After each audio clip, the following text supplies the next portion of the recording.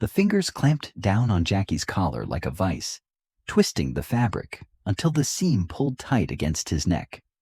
In the narrow corridor outside Soundstage 7, the fluorescent lights hummed overhead, casting harsh shadows across concrete walls lined with equipment carts and coiled cables. The security guard's hand instinctively moved toward the brass keyring hanging from his belt, but he stopped, watching from his position near the fire door. It seemed like any other late evening at the Golden Harvest studio complex. The main crew had wrapped for the day, leaving only a skeleton team to finish pickup shots and equipment breakdown. The corridor, barely wide enough for two people to pass comfortably, had become an unlikely arena when the visiting extra, a stocky man with calloused hands and an attitude to match, decided Jackie needed to prove himself away from the cameras. "You think you're so tough because you do your own stunts?" The aggressor's voice carried down the hallway, bouncing off the walls. From where the guard stood, he could see the man's knuckles whitening as his grip tightened on Jackie's collar. "Let's see how tough you are when someone fights back for real." The tape marks on the concrete floor, yellow strips that normally guided equipment placement, suddenly seemed like boundaries of a boxing ring. A cartwheel squeaked as someone bumped it, stepping back to give the confrontation space. The guard's keyring made the faintest metallic tick against his belt as he shifted his weight, ready to intervene if needed. Jackie's response wasn't what anyone expected. His eyes remained steady, almost curious, as if the man gripping his collar was presenting him with an interesting puzzle rather than a threat. His shoulders stayed soft, relaxed. No tension rippled through his frame. No anger flashed across his features. Instead, he seemed to settle deeper into his center, like a tree finding its roots. "I don't need to prove anything," Jackie said quietly, his voice carrying no challenge, no heat. The aggressor pulled harder on the collar, trying to drag Jackie closer, to force the confrontation everyone could feel building. Crew members had gathered at the far end of the corridor, forming a loose semicircle, but keeping their distance. Someone whispered something about calling security, but the guard was already there, watching, waiting. What happened in the next 30 seconds would change how everyone in that hallway understood the difference between strength and power. Jackie's feet never moved dramatically.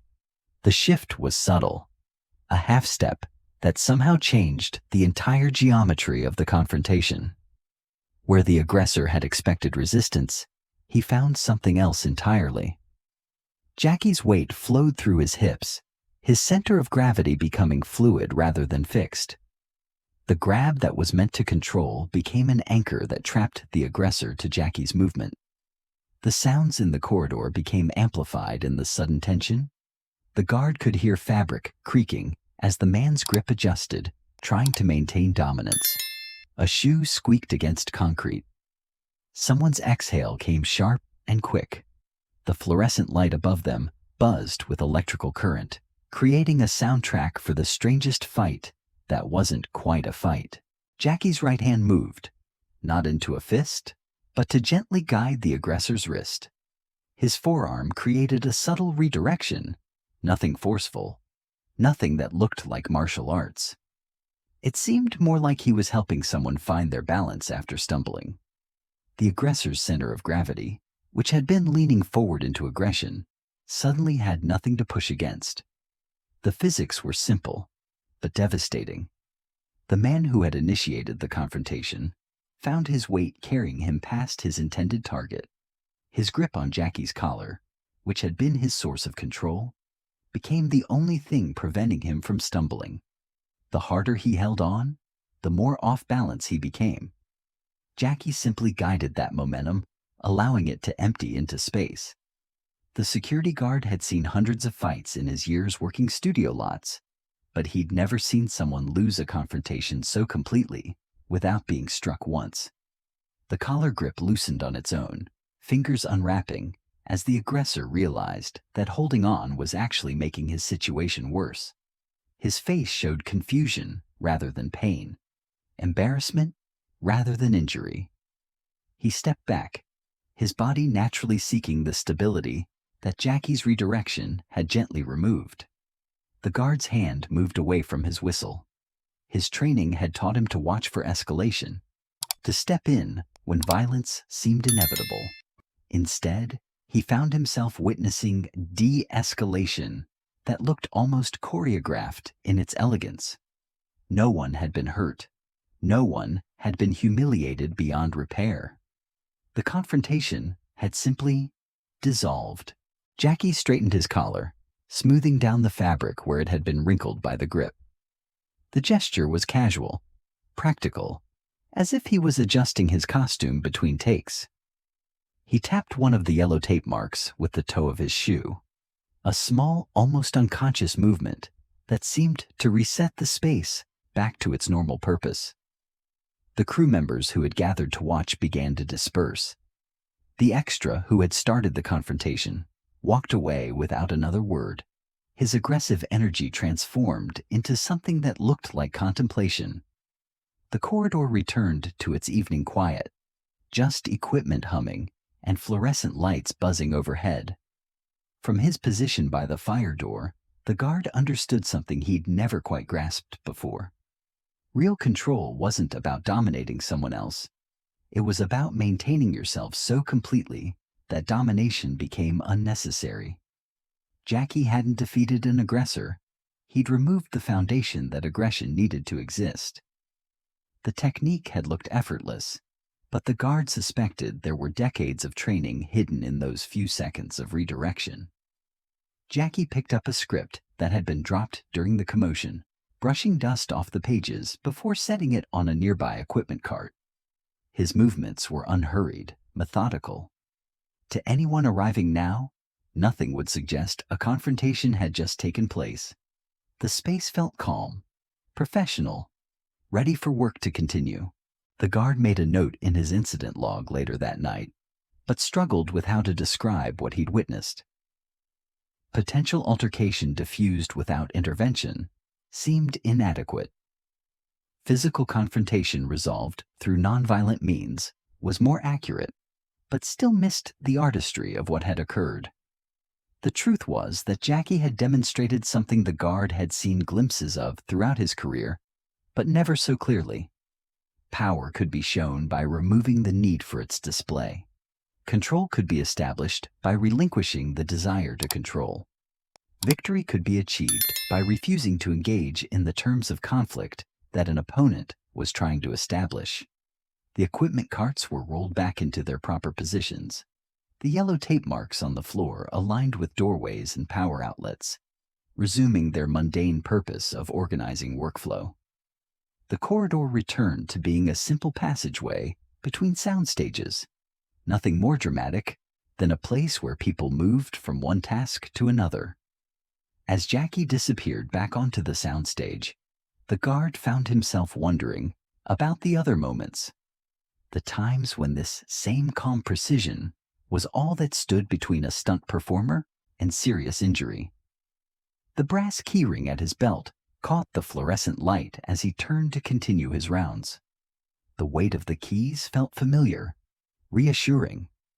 But something had shifted in his understanding of what security really meant. It wasn't about preventing all conflicts.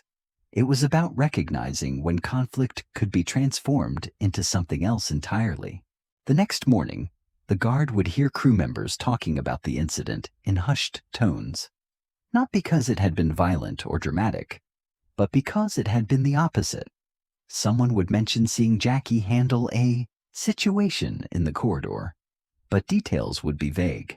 The aggressor wouldn't speak of it at all, and Jackie would treat it as if it had never happened. But the lesson would linger in the space, in the way people moved through that corridor afterward. There would be a subtle respect for the yellow tape marks, for the proper flow of traffic, for the unspoken agreements that kept creative spaces functioning. The guard would notice crew members being more mindful of each other's personal space, more conscious of how their presence affected the energy of shared areas. The incident had ended without injury, without police reports, without the kind of drama that could shut down production for days. Instead, It had created a small pocket of understanding about how strength could be demonstrated through restraint, how power could be exercised through patient redirection rather than forceful confrontation. Jackie's collar remained perfectly straight for the rest of the evening shoot.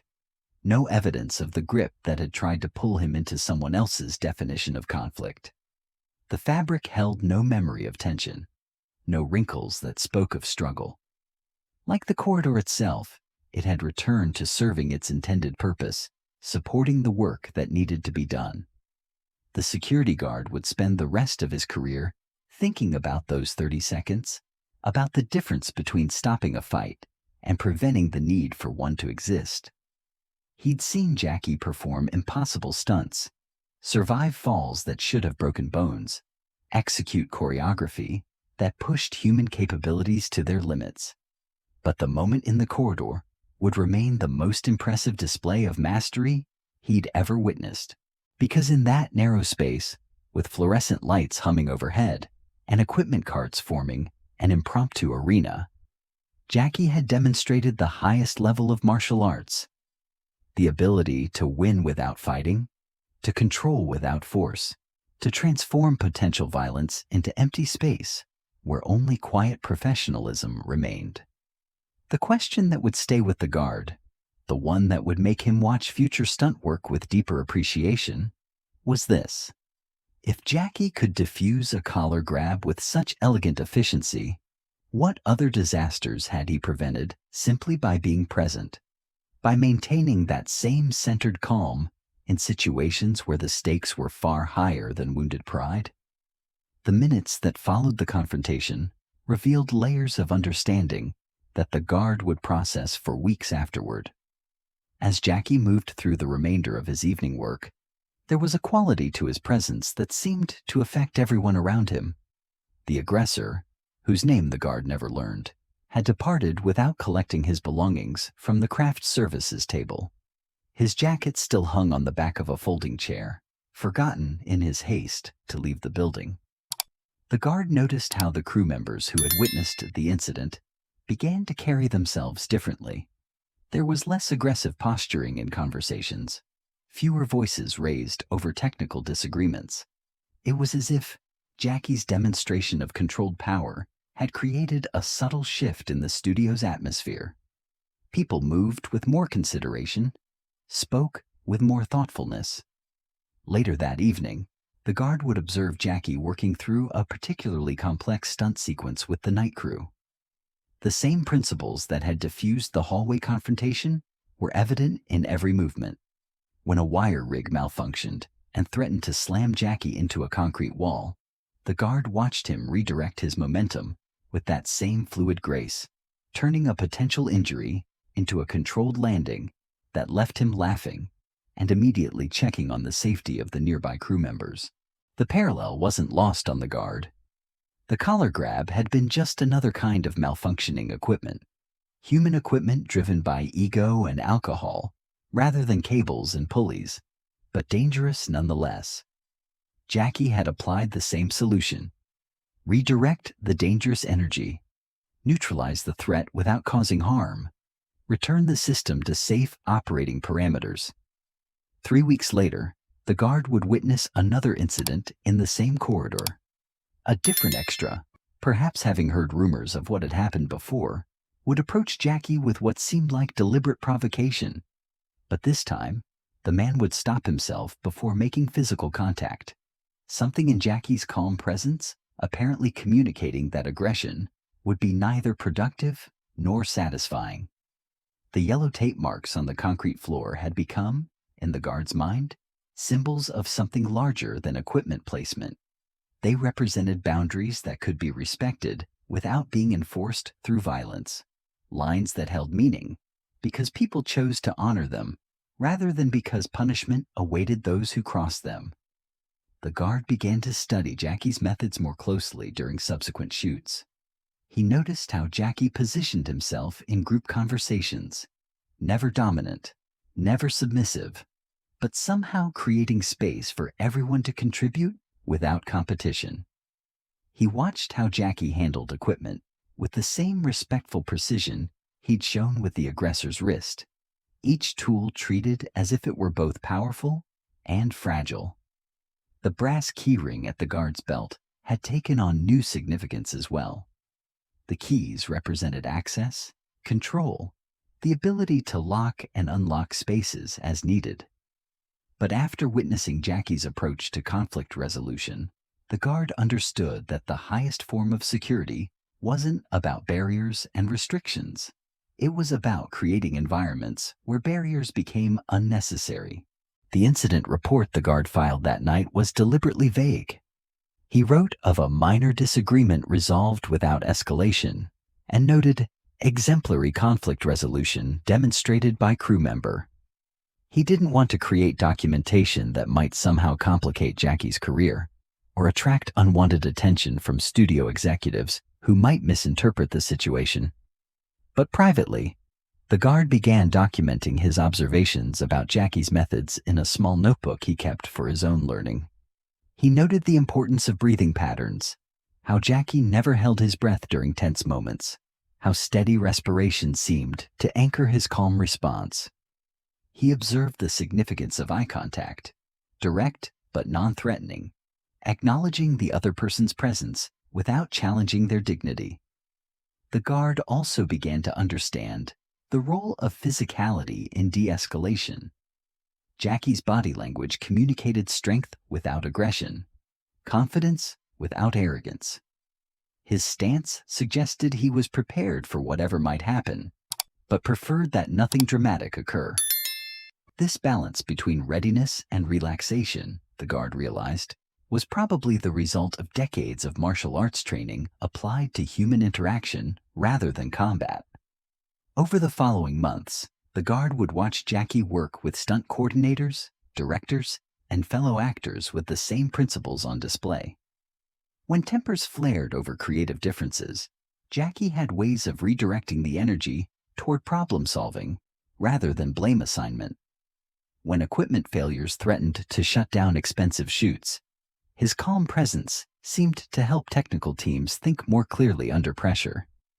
The corridor outside Soundstage 7 became something of a legend within the studio complex. Crew members would sometimes point it out to newcomers as the place where Jackie Chan had handled a situation without throwing a punch. The story grew in the telling, but the guard noticed that the core truth remained constant. Someone had tried to force Jackie into a fight, and Jackie had found a way to end the confrontation without anyone getting hurt. This reputation began to affect how people approached Jackie on set. Potential troublemakers seemed to sense that aggression would be met, not with greater aggression, but with something more challenging, a kind of patient strength that would make their anger look childish rather than powerful. This realization, the guard suspected, was often enough to diffuse situations before they began. The equipment carts that had been pushed aside during the confrontation continued to serve their mundane purpose. But the guard found himself appreciating their role in the larger choreography of film production. Everything had its place, its function, its contribution to the collective effort of creating something that hadn't existed before. Jackie's approach to conflict seemed to honor this same principle, finding ways for every person to contribute their strengths without needing to prove their dominance. The fluorescent lights that had hummed overhead during the confrontation continued their steady illumination, but the guard began to notice their constancy differently.